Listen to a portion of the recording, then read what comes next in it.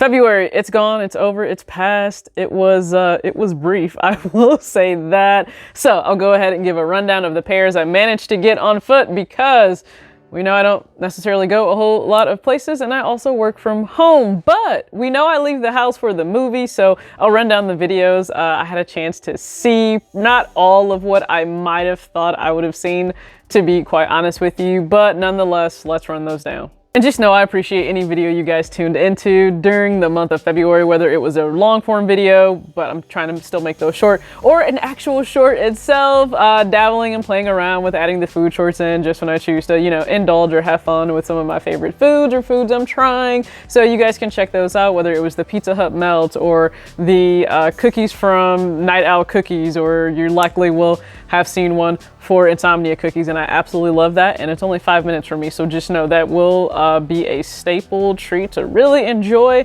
for myself. But in terms of movies, I actually only saw 4, which is a little sad, but it's okay. So I saw 4. March and April are packed, like packed, to the point where the unlimited pass for the movies seems like the best subscription I could have ever signed myself up for, but let's get into these movies. First pair up, the Fear of God Nike Skylon 2 in the white and black colorway, of course paired with Relaxed Sweats by Fear of God Essentials in dark heather oatmeal. The LeBron 16 Low Equality, great pair. The New Balance 993 Joe Freshgoods in sage green. The Curry 4 Flotro in pink for Valentine's Day. The Nike Dunk High Michigan Go Blue Always.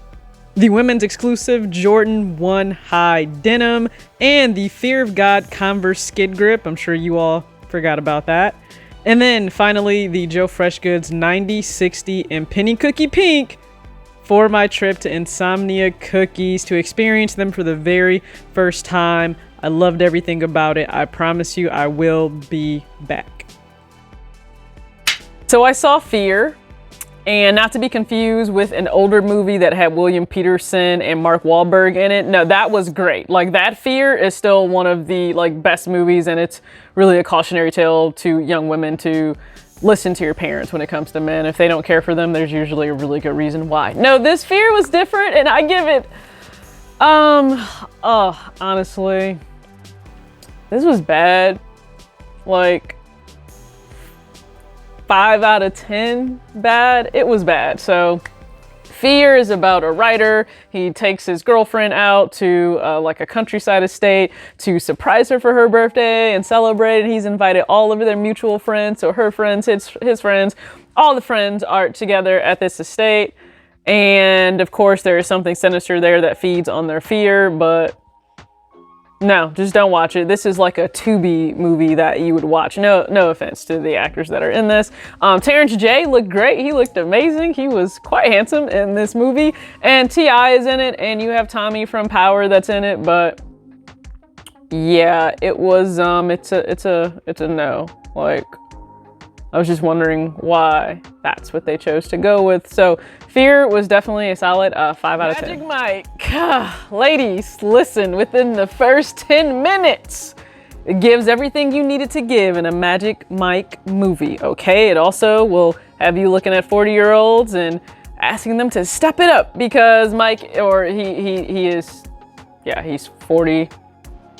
Yeah, he's 42. I believe 41, 42. I want to say 42 in this movie. So 42-year-olds, step it up, okay? Ladies will have different expectations after watching Magic Mike's like The Last Dance. So funny enough though, if you've seen it, I won't spoil this, but you know that it's not necessarily about him dancing, but you see him dancing in actual scenes for the trailer. So of course he dances during part of this, otherwise it wouldn't be a Magic Mike movie, but it delivers. It has a great story. So I didn't really actually care for the storyline of like the first one or the second one, I'll be honest with you. But with this one, I enjoyed it. I'm not sure why the butlers or like maids, like no matter what, they are always the comic relief and you love them. Like it's really, yeah, you love them. So Butler is amazing. I love the daughter in there as well. So I would give this an 8 out of 10, but I totally get men may not like this at all.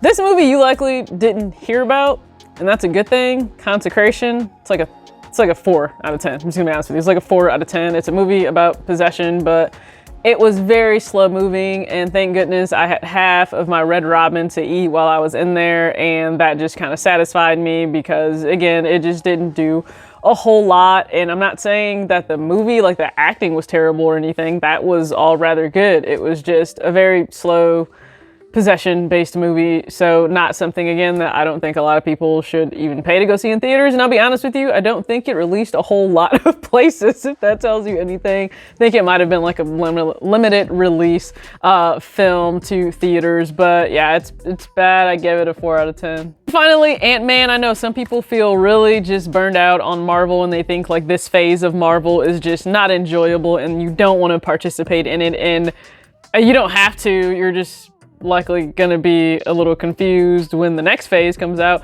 I just feel the same about sneakers and movies. If you feel like it's oversaturated or you just don't care for it, then I would just say just don't watch it, or just don't buy those pairs. But I enjoyed it, and you know what you're getting with Paul Rudd, so I loved it. Like, no, I think some people, we all will have our favorites. Let's just be real. We will all have our favorites, and Marvel, and every movie is not gonna be a Tony Stark movie. That's what people have to get through their heads. So I loved Paul Rudd in here. Paul was being Paul. The banter in the very beginning with his daughter Cassie and like the grandparents, well, technically the grandparents, but we know that they're actually Hope's parents. They're so funny, and his daughter, of course, is just wildly intelligent, just like Hope and her parents, and they are in the quantum realm during this, and we find out more about Janet's time in the quantum realm.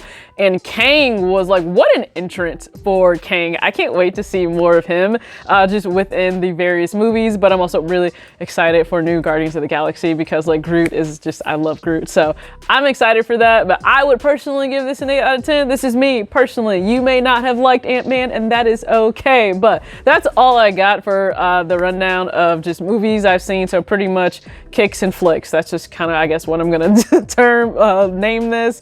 And also, if you would like a free copy of my budgeting ebook, it's always available. Just hit the email in my description box of any video. Thank you again for tuning in. As always, act your age, not your shoe size. Peace.